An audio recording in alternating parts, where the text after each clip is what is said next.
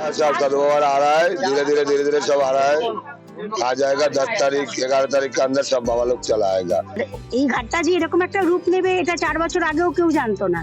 मैं पूरे भारत भ्रमण पर ही चलता हूँ, मोटरसाइकिल से ही।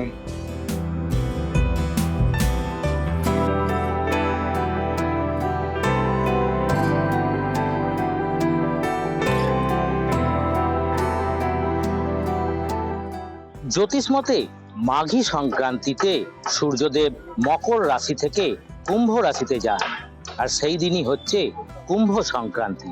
1298 সালে শেষবারের মতন এই ত্রিবেণীর সপ্তর্ষি গঙ্গার ঘাটে হয়েছিল কুম্ভ স্নান, তারপর বন্ধ হয়ে গিয়েছিল। আবারও 2022 সালে ত্রিবেণী কুম্ভ পরিচালনা সমিতি গঠন করে এই সপ্তর্ষি গঙ্গার ঘাটে শুরু হয়েছে কুম্ভ স্নান। 11, 12 ও 13 ফেব্রুয়ারি এখানে কুম্ভ স্নান মহোৎসব হবে, যার মধ্যে 12 ফেব্রুয়ারি হবে শাহী স্নান। প্রয়াগরাজ থেকে ইতিমধ্যেই সাধুরা কুম্ভ স্নান সেরে আবারও তারা রওনা দিয়েছে এই ত্রিবেণীর উদ্দেশ্যে। বহু সাধু সন্তরা ইতিমধ্যেই এসে পৌঁছেও গিয়েছে। শাহী স্নানের জন্য সপ্তর্ষি গঙ্গার ঘাট সম্পূর্ণ প্রস্তুত করার কাজ চলছে জোর কদমে। এই ত্রিবেণীতেই গঙ্গা, যমুনা ও সরস্বতী এই 3 নদী মিলিত হয়েছে, তাই ত্রিবেণীর মাহাত্ম্য আরো অনেকটাই বেশি। सब सदभाव आ रहा है, धीरे धीरे सब आ रहा है। आ जाएगा 10 तारीख 11 तारीख के अंदर सब बाबा लोग चला आएगा।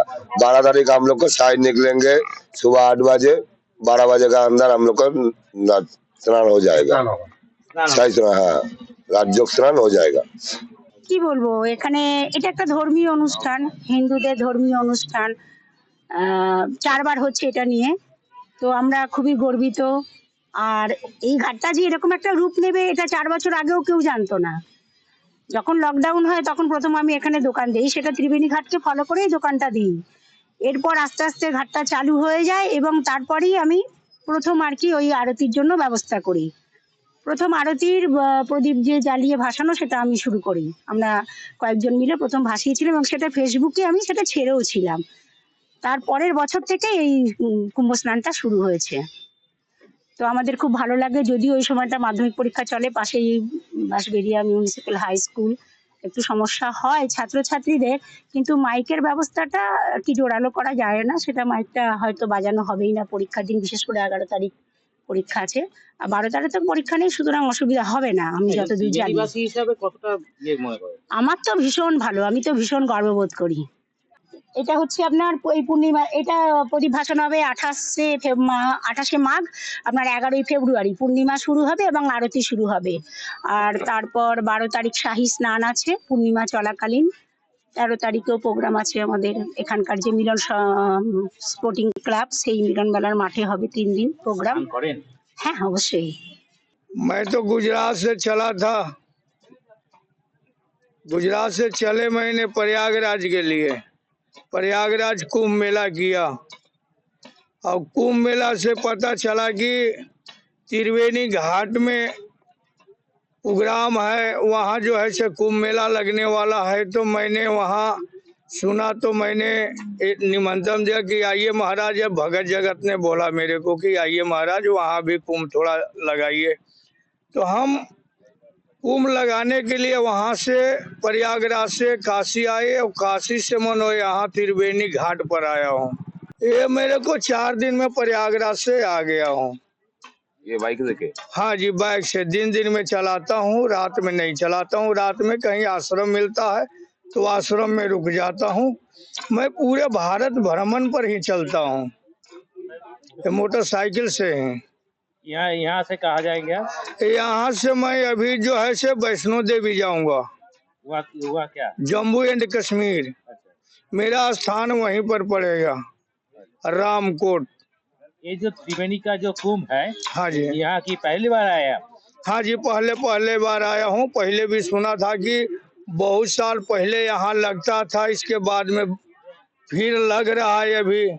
तो मैं सुना तो मेरे को बोले भगत जगत, तो मैं आया हूँ त्रिवेणी देखने के लिए कि कितना बढ़िया मेला लगता है। मेला में मैं आया हूँ। मेरा नाम पड़ेगा जमातिया महंत छोटू गिरी नागा बाबा।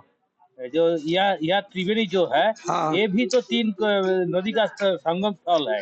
ये तो हमको पता नहीं है, बाकी आप लोग जब यहाँ रहते हैं तो आप लोग बताएं तो मैं जान रहा हूँ, तभी तो मैं आया हूँ कि तीनों त्रिवेणी यहाँ है, तो इसके लिए ही तो आया हूँ कि थोड़ा देखे भाई सनातन के, थोड़ा कहाँ कहाँ है अपना जगह है, थोड़ा घूमते फिरते रहता हूँ पूरे भारत में।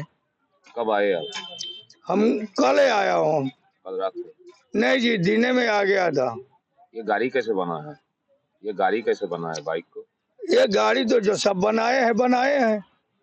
हम ये सनातन हूँ, सनातनी जानता हूँ, सनातनी मेरा भगवाधारी हूँ, और भगवाधारी मेरा मोटरसाइकिल भी है।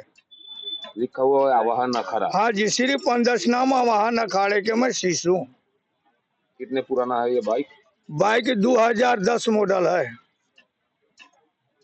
क्या घूमने के लिए ऐसी बने? हाँ जी, हाँ जी। हम सनातनी हूँ, भगवाधारी हूँ, तो मेरा पूरा भगवाधारी ही रहेगा। और आज से नहीं, 5 साल से है। मैं पूरे भारत एक बार यात्रा कर रखा हूँ, या दोबारा फिर निकाला हूँ मैंने। किस कंपनी का बाइक है ये? ये हीरो होंडा है, सिटी डिलक्स। भगत ने दान किया, मैं चला रहा हूँ। ऐसे बना के ही दान किया था? नहीं जी, सब अलग अलग है। मोटरसाइकिल तो मैंने पेंट करवाया हूँ, ये बक्सा भगत ने बनवा के दिया है। पीछे वाला लगेज कैरियर जो है से वो अयोध्या में बना के भगत जगत दिया था, जब उद्घाटन राम जी के था। तो वो मैंने 14 दिन जब पूरे भारत भ्रमण करके तभी मैं अयोध्या में ला रखा था उद्घाटन में। ये बाइक लेके घूम रहा है, तकलीफ नहीं हो रहा है? कोई तकलीफ नहीं जी, कहीं तकलीफ नहीं है। तकलीफ किस बात की? बचाने वाला वो है, भोले बैठा है वहाँ। आगे आगे शंकर जी चल रहे हैं, देख लो मूर्ति लगा हुआ है, दिखा दो मूर्ति के भी। आगे आगे विराजमान कर रखा हूँ अपना मंदिर में। গল্পটা খুব মানে ভালো গল্প। আপনারা যদি ইতিহাস ঘাটেন, এই যে কুম্ভ মেলা কথাটা 1849 সালের আগে কোথাও পাওয়া যায় না। এমনকি রামচরিত মানসেও সন্ত তুলসী দাস উল্লেখ করেছেন মকর সংক্রান্তি স্নান, কিন্তু কুম্ভ কথাটা ইউজ করেনি। এটা কোনো এক সময় হয়তো ইতিহাস থেকে চলে গেছে। তো ত্রিবেণীতেও যে স্নান হতো, সেটা যেটা মহারাজ বললেন যে মাঘী সংক্রান্তি, অর্থাৎ মাঘ মাসের যে সংক্রান্তি, সেই দিন সূর্যদেব, জ্যোতিষ মতে সূর্যদেব মকর রাশি থেকে কুম্ভ রাশিতে যান। সেই কুম্ভ রাশিতে যেদিন যান সেই দিনই হচ্ছে কুম্ভ সংক্রান্তি, মহাপূর্ণ দিন। সেই হিসেবে কুম্ভ সংক্রান্তি স্নানও একে বলা হয়।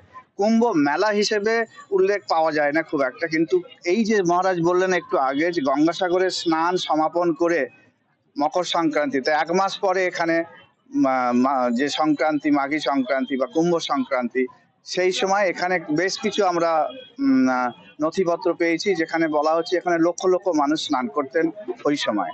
তো আমরা সেটা 1298 সালে লাস্ট হয়েছিল, তারপরে আর হয়নি, বন্ধ হয়ে গেছিল আপনারা জানেন নানা কারণে। তো সেটা আমরা 2022 সালে আবার নতুন করে শুরু করেছি অনুকুম্ভ রূপে। অনুকুম্ভ মানে একদিনের কুম্ভ, যেটা প্রয়াগরাজেও প্রত্যেক বছর একদিনের কুম্ভ হয়। সে মহাকুম্ভই হোক আর অর্ধকুম্ভই হোক, এই অনুকুম্ভ প্রয়াগরাজেও হয়। তো আমরা এখন আপাতত অনুকুম্ভই করছি, ভবিষ্যতে হয়তো আমরা বাড়াতেও পারি। হ্যাঁ, তো আরেকটা যেটা বলার বিষয়, দক্ষিণ ভারতেও গোদাবরী, কর্ণাটকে গোদাবরী নদীর সঙ্গমস্থলে ওখানেও একটি কুম্ভ মেলা হয়, স্নান হয়। তো সারা ভারতবর্ষে এরকম অনেক কুম্ভ, যেখানে 3টি নদীর সঙ্গম, সেটি মহাপবিত্র, বিশেষ করে গঙ্গা যেখানে। তো আমাদের এখানে মা গঙ্গা আছেন, আমাদের স্থানীয় যমুনা মা আছেন এবং সরস্বতী, 3 নদী। তো সেই হিসেবে এই জায়গাটাও সমানভাবে পুণ্য তীর্থস্থল। তো সেই জন্যই আমরা ত্রিবেণী, আপনারা হয়তো জানেন কিনা জানি না, এই বিভিন্ন বাংলা সাহিত্যে পাচ্ছি যে ত্রিবেণীকে বলা হতো মুক্তবেণী দক্ষিণ প্রয়াগ। এর থেকে বুঝতে পারছেন যে দক্ষিণ প্রয়াগ আর ওখানে হচ্ছে উত্তর প্রয়াগ। তো প্রয়াগ দুটোই প্রয়াগ।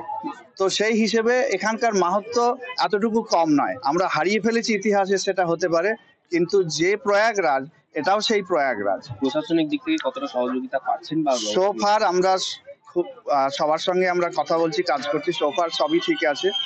তো আশা করছি যে কোনো রকম অপ্রীতিকর ঘটনা ঘটবে না, কারণ প্রচুর মানুষ এবছর আসবেন। আমরা সব রকম সাবধানতা নেব এবং প্রশাসনকে আমরা অনুরোধ করেছি যাতে সব রকম সহযোগিতা পাই, এবং এখন অবধি আমরা সব রকম সহযোগিতা পাচ্ছি।